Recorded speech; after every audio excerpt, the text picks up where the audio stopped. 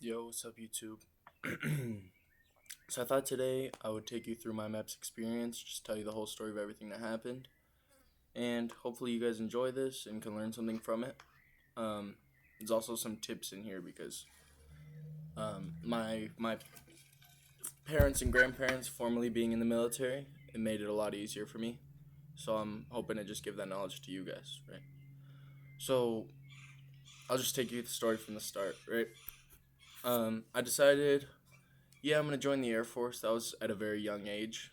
Um, but since I just turned 17, I went into the office, into the recruiting office. All the recruiting offices were right next to each other at the one I was at. The Army, the Marine Corps, the Air Force, the Army, all of them. So first I went into the Air Force, and they're like, okay, well, you can join, but it's gonna take 6 to 9 months to join, all that kind of stuff. And I was like, okay, I don't know if I'm willing to really wait that long. And that was 6 to 9 months before I could sign a contract or something. I don't know what they were talking about, but I was like, I don't know that I have that amount of time. I kind of wanted to leave home. Um, Also, the duty stations were all in the U.S., which a lot of people find that comforting, which is great if you want to be near your family and stuff. But I personally wanted to go overseas. I'd been living overseas most of my life, so that's where I felt comfortable. So I then went into the Navy recruiting office, and since I'm 17 in 1 month, they were like, "Hey, no, sorry about that, but we we can't take you until you're 17 in 10 months because the job that I wanted required a top secret clearance." And they were like, "Yeah, it's just not gonna work out unless you want to come back in here in about 9 months. Then we can start the recruiting process." I was like, "Okay, dang." So I went into the Army and I was like, "Hey guys, what's up? I got told this by the other branches," and they were like, "Well, it depends what you want to do. If you want to do, jobs that require a secret clearance, yeah, we can get you in pretty much immediately." So I was like, "Okay, great." I told them whatever the job is fine as long as I want to do something that's out in the field that gets deployed quite a bit. If I'm joining the military, I felt like I wanted to be the front lines, like infantry or something like that. So that's what I ended up going with is 11X, which I'm hoping to get 11 Bravo in boot camp. But um, I was talking to the recruiter and everything. Couple times having to go to Meps. So the first time I went in for the ASVAB that same day that I walked into the recruiter. They took me in, took the ASVAB. I got a 97, so I was chilling on that. No need to worry about what jobs I could get or anything. Um, Tip for the ASVAB though. Really, really, really read those questions. And I know, oh, there's a time limit, and you're in there, and you woke up early, and you just wanna get it over with, and you have another test right after that, the personality test. So just really, really focus on those questions because a lot of them will say things like not and is and always and all this stuff. So if a question says always or never, it's usually wrong. Um, so just really pay attention to those questions, and the answer should come to you pretty easily. Like if there's a question that it says always, then just the ones that are obviously not always, just cross those off immediately. Just with that tip, you could probably get like a 35, 40, which will qualify you for most jobs. Off of that, after that, I went back and they're like, okay, I'll get your Meps appointment as soon as possible. So that was the following Monday. I went in for my full physical. So you have to stay in the Meps hotel in like 90% of cases. Sometimes if you live nearby, they'll let you just show up at the Meps, but usually not, unless you're prior service or something like that. So you'll go to the Meps hotel, and the Meps hotel is a lot of fun. I know a lot of people, oh, I don't like staying in hotels, whatever. Your roommate, you may or may not get a good roommate, but at my Meps hotel, there was a pool, so everyone was hanging out there. We were all, jumping in the pool, playing truth or dare, like doing all this fun stuff. So it was great. Great experience for me. Anyway, went to sleep at like, you know, you have to be in your room by 10 o'clock.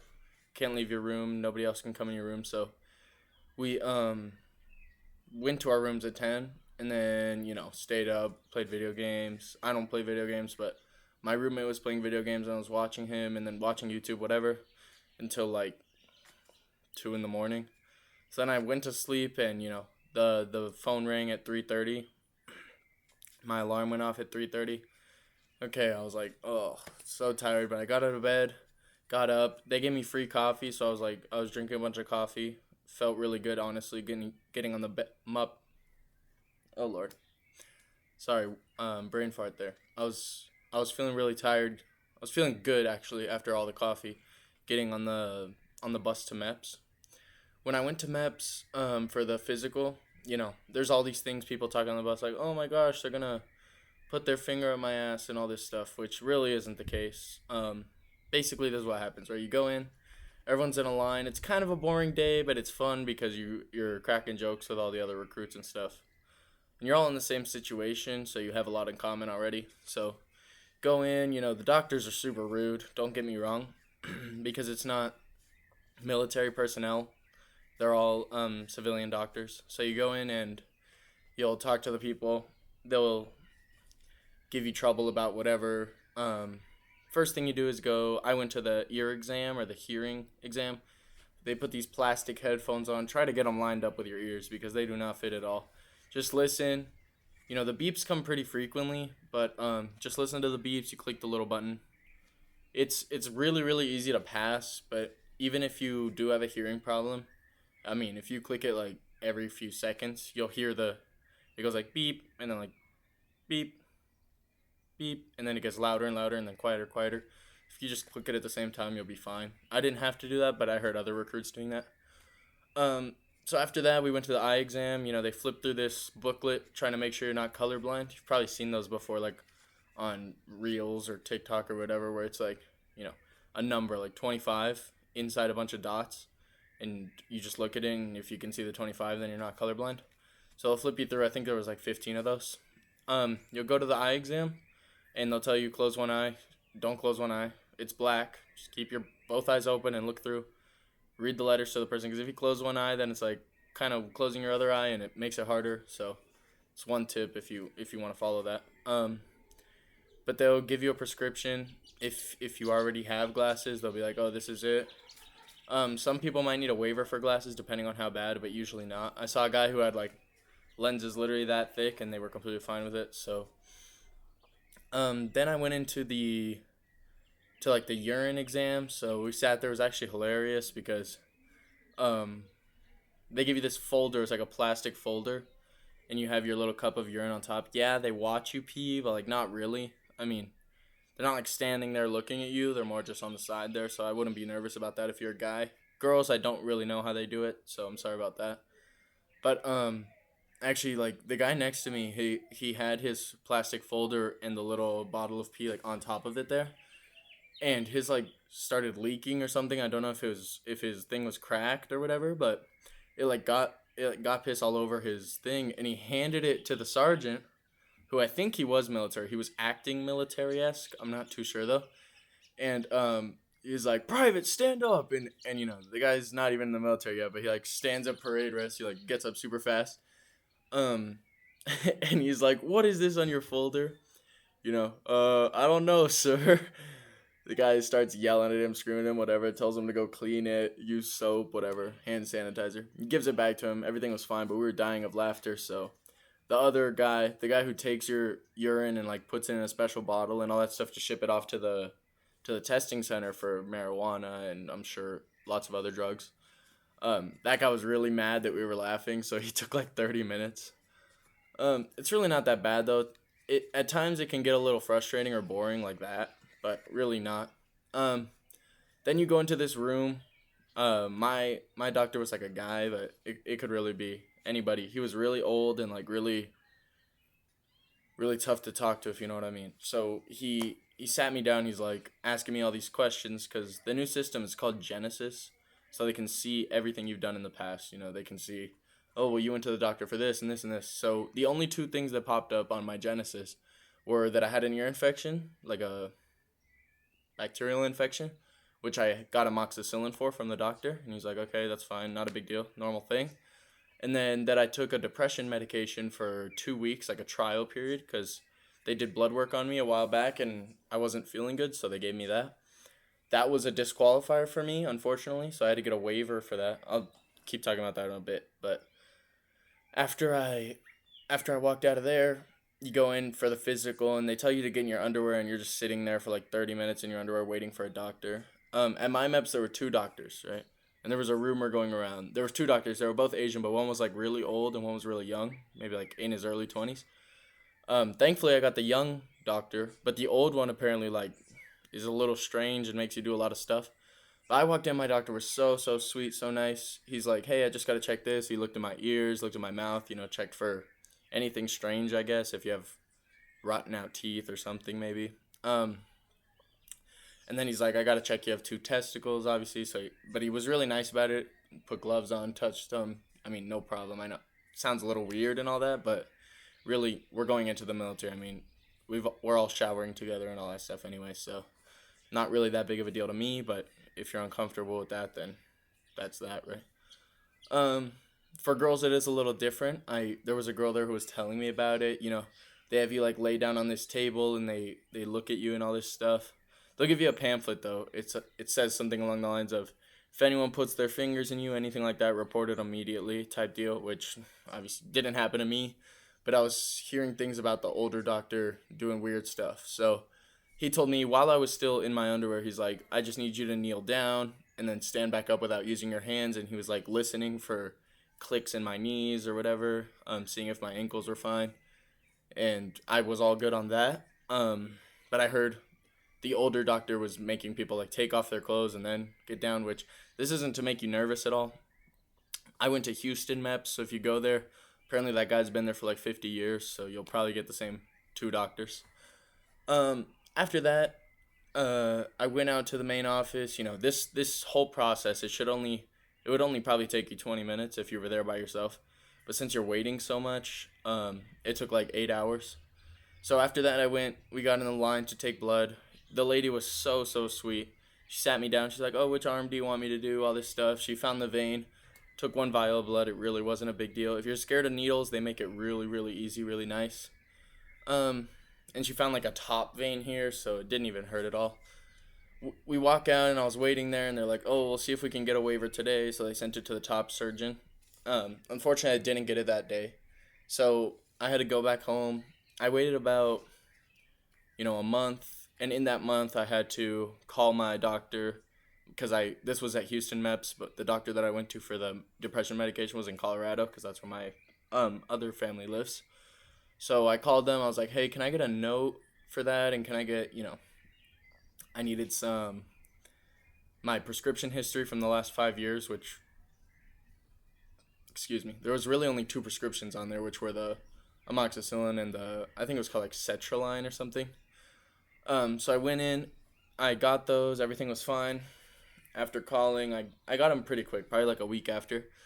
And I sent those to my recruiter. Unfortunately, the waiver should only take like 2 weeks, but they messed up my paperwork, so after they fixed it, the waiver was literally done the next day, but it was just sitting there not correct for a while. And the worst part is it's only business days, like Monday through Friday, so sometimes it'll take them longer than you'd expect. Like if you go on a Friday to MEPS and then, the weekend and then the weekend and it takes forever. So, after that, I went home, I got all that stuff, went back to MEPS, paperwork was all good, and that's the day when they wanted me to sign, right? So I went in, and I got a pretty good ASVAB score and all that stuff, and that day was pretty boring because they're just like, wait here for like 5 hours because, they get you up super early and you get to MEPS probably like 4:30 or 5 in the morning, and they're like, okay, the person who's gonna take you in to sign your contract, he's gonna get here at like 10, like bruh. So you just literally sit there for 5 hours. Thankfully, there was a USO, so I was just in there talking to the lady who was volunteering. She was super sweet,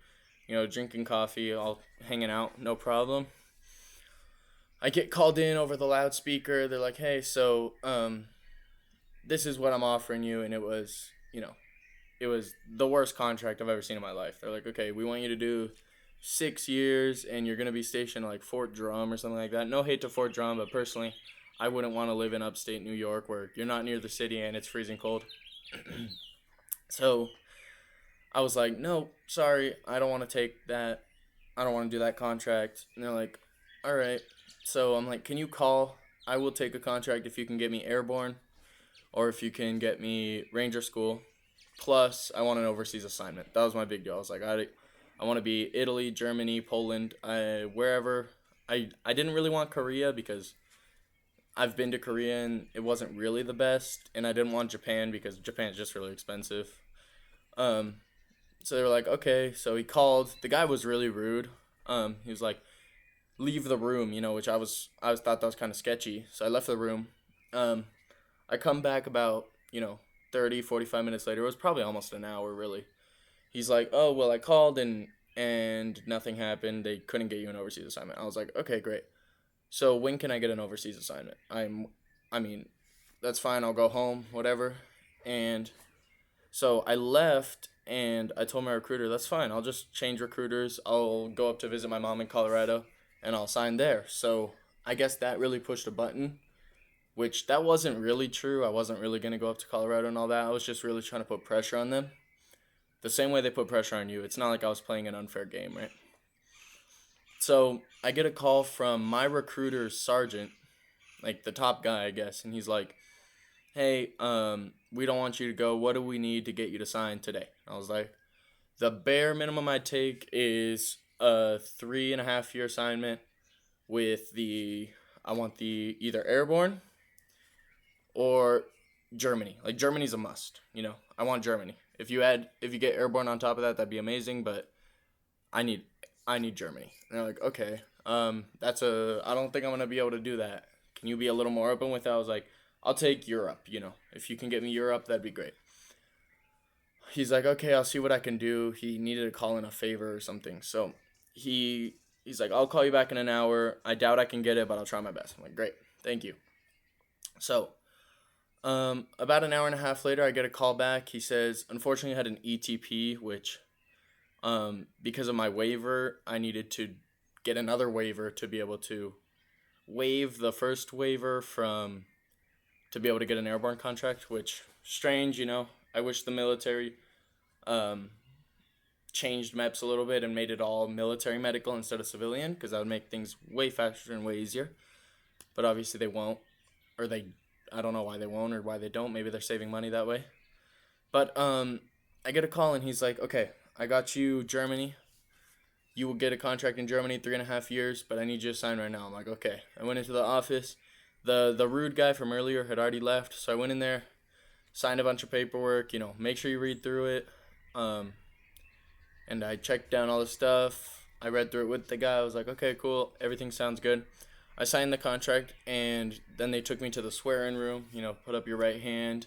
You say a couple words. It's pretty easy. I did get a little nervous at that point because everybody's parents were filming and all that stuff, but it was honestly fine. Not a big deal at all. So after that, I swore into DEP, so I'll ship out on October 7th to OSIT, which is the one station unit training for infantry, and then right after that, I'll ship out to Germany. So basically, just the last tip would be really, if it's not a contract you want, walk away. And usually they won't let you walk away, because even the first guy, I was like, well, I don't want to take that. He's like, there's the door. And I was like, okay, I guess I'll just go home, right? Come back another day, because they do change out all of the available jobs every week, so maybe they'll be the job that you want next week. I was like, okay. So I left, and then they called me back, which was fortunate. If you want to tell them, oh, well, I'll get a different recruiter, that's possible. If you go in there and you're talking all this stuff and you're, oh, I'm going to leave, and you got, a 29 on the ASVAB, then it's going to be a little bit harder, right? If you got a high score and you did good on all your stuff and you didn't get any waivers for drugs, anything like that, then you should be okay to kind of push it a little bit. Anyway, those are some tips for Meps, and that was the full walkthrough of everything that happened. Hope you enjoyed this video. Give me a like and a subscribe if you liked it, and a dislike if you didn't. Thanks a lot, guys.